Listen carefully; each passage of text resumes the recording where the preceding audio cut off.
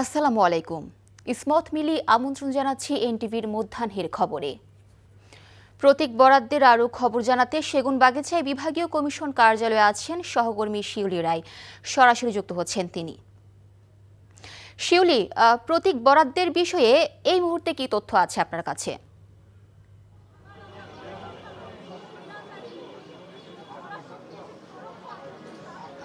জি মিলি, আপনি জানেন যে আজকে কিন্তু সকাল 9:30 থেকে কিন্তু ঢাকা শহরের 20টি আসনের প্রতীক বরাদ্দ কিন্তু শুরু হয়েছে এবং সারা দেশের 300টি আসনেরও প্রতীক বরাদ্দ শুরু হয়েছে। তো আমি এই মুহূর্তে আছি সেগুনবাগিচাতে। এখানে সকাল থেকে ইতিমধ্যে ঢাকার 4, 5, 6, 7 এবং 8 এই আসনগুলিতে প্রতীক বরাদ্দ হচ্ছে অলরেডি প্রতীক দিয়ে দেওয়া হয়েছে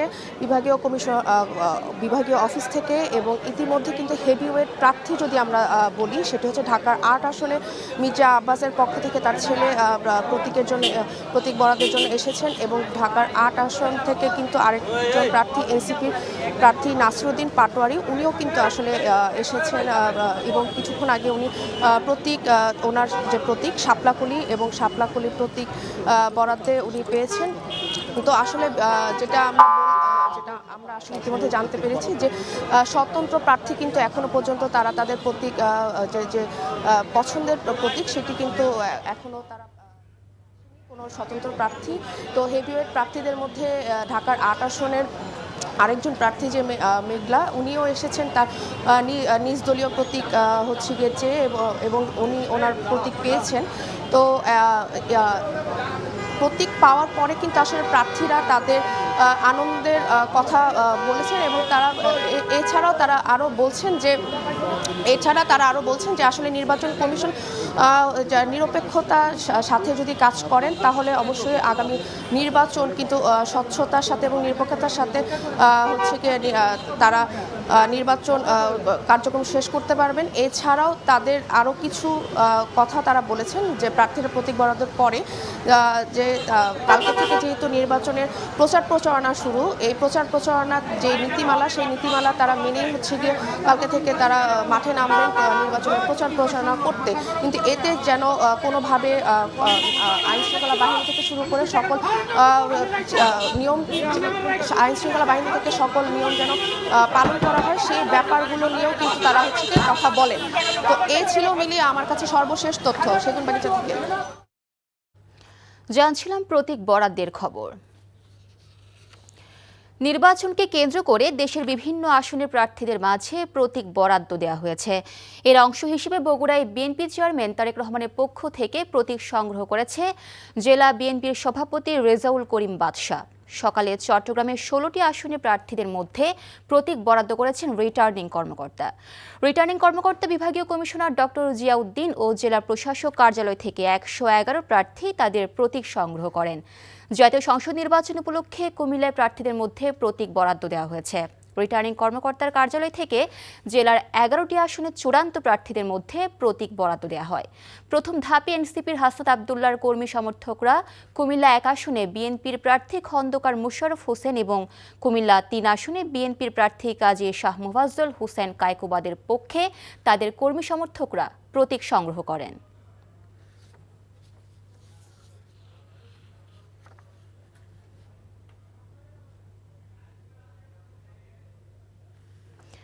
প্রতীক বরাদ্দের আরও খবর জানাতে কুমিল্লা থেকে যুক্ত হচ্ছেন আমাদের স্থানীয় প্রতিনিধি মাহফুজ নান্টু।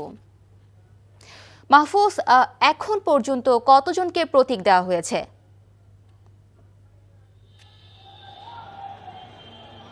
মিলি, আপনাকে জানিয়ে রাখি, সকাল থেকে ত্রয়োদশ জাতীয় সংসদ নির্বাচনের প্রতীক বরাদ্দ দেওয়া হয়েছে এবং এখনো প্রতীক বরাদ্দ চলছে। প্রথম ধাপে কিন্তু কুমিল্লার 11টি আসনের মধ্যে 6টি আসনের প্রার্থীদের মধ্যে প্রতীক বরাদ্দ দেওয়া হয়েছে, যার মধ্যে অন্তত 40 জন প্রার্থী প্রতীক বরাদ্দ পেয়েছেন। তবে প্রার্থীদের অনেকেই এসেছেন, অনেকেই আবার কর্মী সমর্থকরা তাদের প্রতীক গ্রহণ করেছেন। আমরা যদি বলি যে কুমিল্লার 4 দেবিদ্বার আসনে এনসিপির হাসনাত আবদুল্লাহর পক্ষ থেকে তার কর্মী সমর্থকরা তাদের প্রতীক বরাদ্দ পেয়েছেন এবং কুমিল্লা 1 যিনি রয়েছেন বিএনপি প্রার্থী খন্দকার মোশাররফ হোসেন, তারও সমকর্মী সমর্থকরা প্রতীক গ্রহণ করেছেন এবং সাবেক মন্ত্রী যিনি ছিলেন বিএনপি প্রার্থী কুমিল্লা 3 আসনের বিএনপি প্রার্থী কাজী শাহ মোফাজ্জল হোসেন কায়কোবাদ, তার পক্ষেও তার কর্মী সমর্থকরা প্রতীক গ্রহণ করেছেন। এছাড়াও আমরা যদি বলি যে গতকাল যাত্রায় মনোনয়ন প্রত্যাহার শেষ পর্যন্ত কিন্তু 80 জন প্রার্থীর মনোনয়ন রয়েছে এবং 10 জন প্রার্থী তাদের মনোনয়ন প্রত্যাহার করেছে।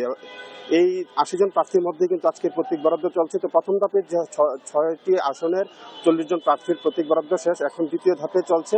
বিকেল পর্যন্ত প্রতীক বরাদ্দ চলবে। কুমিল্লা জেলা প্রশাসক ও জেলা রিটার্নিং কর্মকর্তা জানিয়েছেন যে এখন প্রার্থী তাদের যারা কর্মী সমর্থক রয়েছে তারা প্রতীক গ্রহণের পরই আগামীকাল থেকে আনুষ্ঠানিকভাবে প্রচার প্রচারণা করতে পারবেন এবং কালকে থেকেই হয়তো আসন্ন জাতীয় সংসদ নির্বাচনের উৎসবমুখর পরিবেশ পাওয়া যাবে। মিলি, এই ছিল কুমিল্লা থেকে সর্বশেষ। কুমিল্লা থেকে জানছিলাম প্রতীক বরাদ্দের খবর। ৭১-এর মুক্তিযুদ্ধে মানবতা বিরোধী অপরাধের প্রথম মামলায় মৃত্যুদণ্ডপ্রাপ্ত আসামি আবুল কালাম আজাদ আন্তর্জাতিক অপরাধ ট্রাইব্যুনালে আত্মসমর্পণ করেছেন। ২০১০ সালে বিচার শুরুর পর থেকেই তিনি পলাতক ছিলেন। সকালে আবুল কালাম আজাদ আন্তর্জাতিক অপরাধ ট্রাইব্যুনালে উপস্থিত হয়ে আত্মসমর্পণ করেন। তার বিরুদ্ধে ৭১-এ ফরিদপুর অঞ্চলে মুক্তিযুদ্ধ চলাকালে সংঘটিত মানবতা বিরোধী অপরাধের অভিযোগে বিচার শুরু হয় ২০১১ সালে। এরপরে তিনি দেশের বাইরে চলে যান। তার অনুপস্থিতিতে ২০১৩ সালে ২১ জানুয়ারি যুদ্ধাপরাধ মামলার প্রথম রায়ে তাকে ফাঁসিতে ঝুলিয়ে মৃত্যুদণ্ডাদেশ দেওয়া হয়।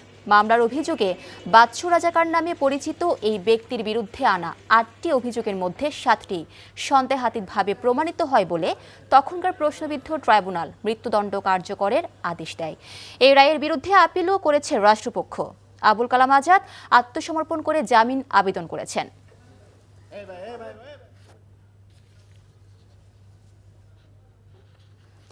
আন্তর্জাতিক অপরাধ ট্রাইব্যুনাল থেকে সরাসরি যুক্ত হচ্ছেন স্পেশাল করেসপন্ডেন্ট হাসান জাবেদ। জাবেদ, মাওলানা আবুল কালাম আজাদের বিষয়ে ট্রাইব্যুনাল কি কোনো সিদ্ধান্ত নিয়েছে? কি তথ্য আছে আপনার কাছে এই বিষয়ে? আমাদের বিস্তারিত জানাবেন।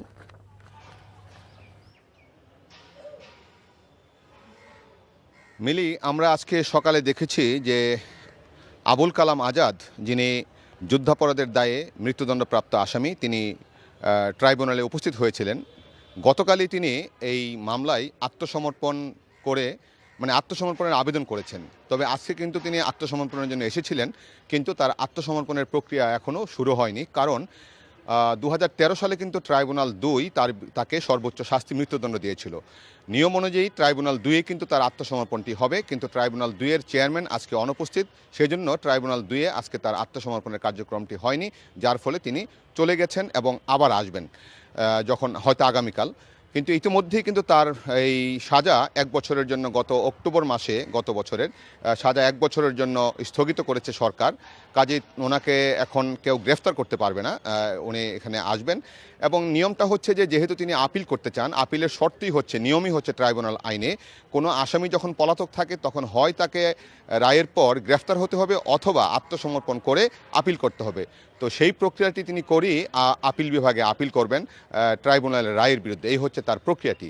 আজকে ট্রাইব্যুনালে অনেকগুলি মামলাই আছে। ট্রাইব্যুনাল 1-এ এই মুহূর্তে জুলাই আগস্ট আন্দোলনে যে ইন্টারনেট বন্ধ করে যে হত্যার দায়ে সাবেক প্রধানমন্ত্রী শেখ হাসিনার ছেলে সজীব ওয়াজেদ জয় এবং আইসিটি প্রতিমন্ত্রী জুনায়েদ আহমেদ পলকের বিরুদ্ধে যে মামলাটি হয়েছে, সেই মামলায় অভিযোগ গঠনের বিষয়ে আদেশ দিচ্ছে এবং কিছুক্ষণ আগে কিন্তু তার বিরুদ্ধে দুজনের বিরুদ্ধে অভিযোগ গঠন করেছে এবং জুনায়েদ আহমেদ পলক এই মামলা থেকে অব্যাহতির আবেদন করেছিলেন, সেই অব্যাহতির আবেদনটি খারিজ করেছেন। অপরদিকে ট্রাইব্যুনাল 2-এ জাসদ সভাপতি হাসানুল হক ইনুর বিরুদ্ধে যে মামলাটি, সেই মামলাটির কাজ চলমান রয়েছে এবং এটার 10ম সাক্ষী মামলার তদন্ত কর্মকর্তা তিনি সাক্ষ্য দিচ্ছেন। তো এই হচ্ছে এখনকার মামলার প্রসিডিংস। আরেকটি মামলা ট্রাইব্যুনাল 1-এ আছে, সেটি হচ্ছে টাস্কফোর্স ইন্টারোগেশন সেলে বন্দি রেখে যে নির্যাতনের ঘটনা, সেই সেনাবাহিনীর 10 সেনা কর্মকর্তা এবং শেখ হাসিনা সহ যে মামলাটি 10 জন, এই মামলায় 17 জন আসামি এবং 10 জন আসামি কিন্তু কারাগারে আছেন। তারা 10 জন সেনা কর্মকর্তা তারা এখানে উপস্থিত আছেন। তাদের উপস্থিতিতে আজকে এই মামলার পরবর্তী কার্যক্রম হবে, তবে এখন তারা গারদে আছেন। জানছিলাম ট্রাইব্যুনালের খবর। বিএনপির নির্বাচনী প্রচারণা শুরু হতে যাচ্ছে দলের চেয়ারম্যান তারেক রহমানের সিলেট সফরের মধ্য দিয়ে।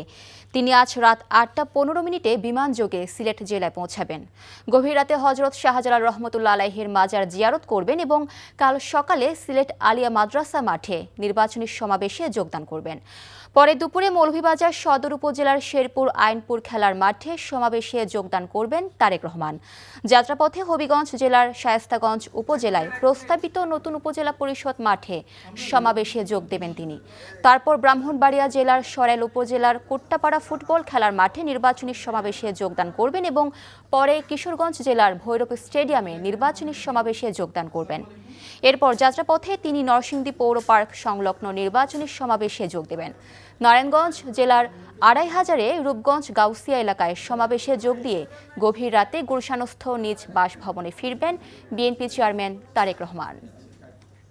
আপনারা ইতিমধ্যে অবগত রয়েছেন যে বিএনপি চেয়ারম্যান এগুলো সমাবেশের মতন করে হবে।